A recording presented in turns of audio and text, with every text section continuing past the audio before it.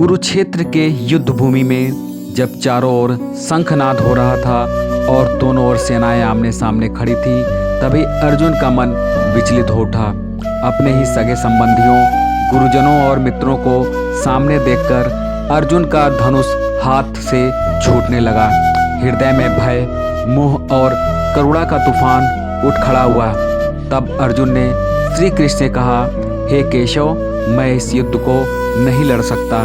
इस हिंसा से मुझे न तो राज्य चाहिए, न सुख, न ही विजय। तभी करुणामय मुस्कान के साथ भगवान श्री कृष्ण ने अर्जुन को उपदेश दिया। श्री कृष्ण बोले, हे अर्जुन, तुम्हारा अधिकार केवल कर्म करने में है, फल में नहीं। उन्होंने कहा, यदि तुम फल की चिंता में उलझ जाओगे तो कर्म से विमुख हो जाओगे, और जो कर्म नहीं करता वह जीवन के उद्देश्य को नहीं समझ पाता।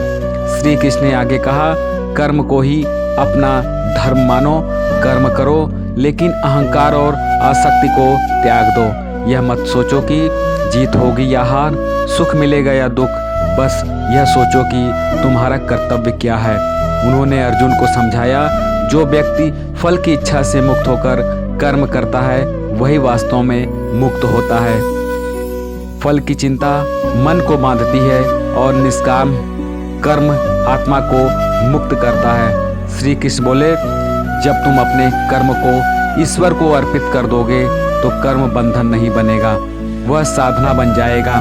अर्जुन के मन का अंधकार धीरे धीरे छंटने लगा। उसके भीतर आत्मविश्वास और साहस जग उठा। उसने धनुष उठाया और बोला, हे माधव, अब मेरा मोह नष्ट हो गया है। मैं आपके वचनों का पालन करूंगा। यह उपदेश केवल अर्जुन के लिए नहीं था, यह हम सबके लिए है।